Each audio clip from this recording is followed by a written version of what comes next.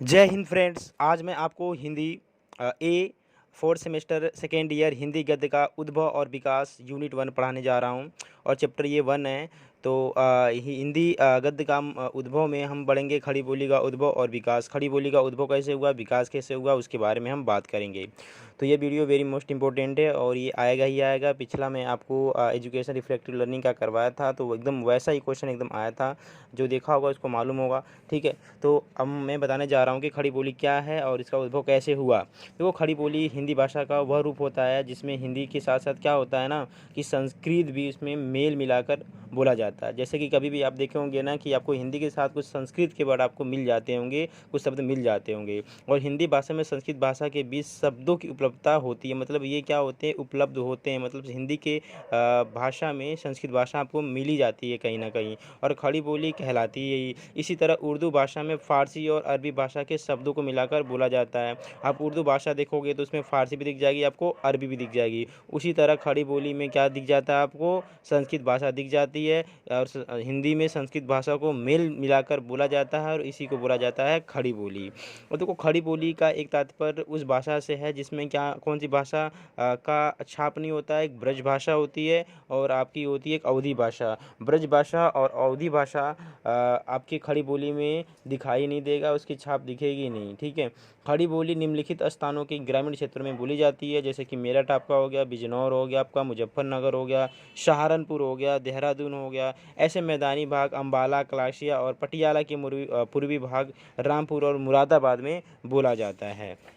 और इतिहास में खड़ी बोली के कुछ पद चिन्ह देखो, ये टॉपिक है इतिहास में खड़ी बोली के कुछ पद चिन्ह। देखो, इतिहासकार बहुत कई इतिहासकार ये कहते हैं कि खड़ी बोली जो था ना, वो अंग्रेज़ों के भारत में आने के बाद इसकी क्या हुई, शुरुआत हुई। परंतु ऐसे कई ग्रंथ हमें मिले हैं, ऐसे बहुत सारे हमें साक्ष्य मिले हैं जिनसे हमें ये पता चलता है कि खड़ी बोली जो था उसका विकास अंग्रेज़ों के आने से पहले ही हो चुका था। जैसे कि हम आपको कुछ संप्रदाय और साधुओं के बारे में बताते हैं जिन्होंने कुछ रचनाएं लिखी थी खड़ी बोली में, कुछ ग्रंथ लिखे थे। तो एक नाथ थे, एक सिंधो थे और निरंजनी थे। क्या थे, नाथ, सिंधो और निरंजनी संप्रदाय के कुछ साधु थे। और इन्होंने क्या किया था, रचना की थी खड़ी बोली में। ठीक है, तो वो हमें साक्ष्य मिलता है, तो हम कह सकते हैं कि भाई खड़ी बोली जो थी वो हमारे प्राचीन काल से ही बोली जा रही है। और 13वीं सदी में रचित कई ग्रंथों में खड़ी बोली का क्या मिला, लक्षण मिला, परंतु इससे पहले भी खड़ी बोली जाती ही होगी। ये और 1768 में लिखा एक लेखक द्वारा राम प्रसाद निरंजनी का जो राम प्रसाद निरंजनी जो लेखक थे उनके द्वारा एक भाषा योग वशिष्ठ ग्रंथ मिलता है जिसकी भाषा साफ सुथरी खड़ी बोली में है। तो हमें बहुत सारे ऐसे साक्ष्य मिल जाते हैं जो कि खड़ी बोली को क्या करते हैं, बताते हैं, दर्शाते हैं कि खड़ी बोली आज से नहीं वर्षों से है। और 1766 ईस्वी में दौलत राम जैन ने क्या किया था, रवि सेणाचार्य और कुल पद्म पुराण का भाषानुवाद प्रस्तुत किया। इसकी भाषा का नमूना इस प्रकार है। तो 1766 ईस्वी में दौलत राम जैन जो लेखक थे उन्होंने ना एक रवि सेणाचार्य कृत और पद्म पुराण को क्या किया, अनुवाद कर दिया, भाषा को उसका अनुवाद कर दिया, मतलब इसके ट्रांसलेट कर दिया अदर लैंग्वेज में। देखो कैसे था, जैसे लिखा था, श्री राम लक्ष्मी पर आलिंगित हैं।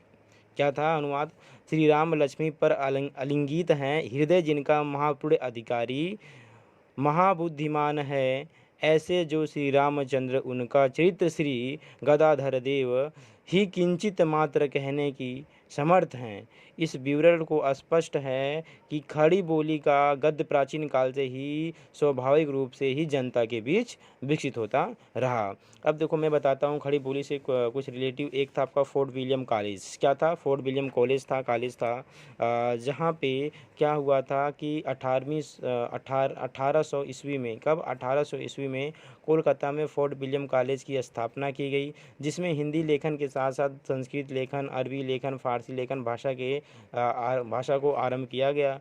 इसमें क्या हुआ, सबसे प्रथम जो इसमें अध्यापक को नियुक्त किया गया था उनका नाम था गिल क्राइस्ट, जो हिंदुस्तान के अध्यापक के रूप में नियुक्त हुए। उन्होंने हिंदुस्तान के अंतर्गत उर्दू को विशेष महत्व दिया। मतलब हिंदू भाषा के अलावा उन्होंने उर्दू को विशेष महत्व दिया।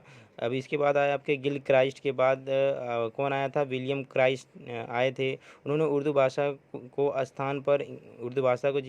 के स्थान पर क्या किया, उन्होंने हिंदी भाषा को महत्व दिया और उसके लेखन को आगे बढ़ाया। और इस अवधि के दौरान कई लेखक क्या किए, हिंदी में कई बड़े बड़े ग्रंथों का निर्माण किए, जिनके उदाहरण निम्नलिखित हैं। जैसे लल्लू लाल हो गए, प्रेम सागर हो गए, सदल मिश्र हो गए।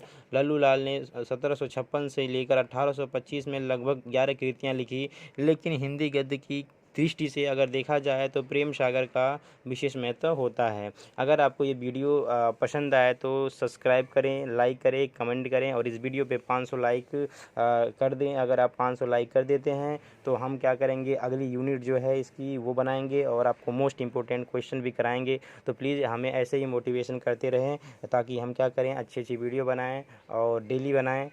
Thank you so much for this video.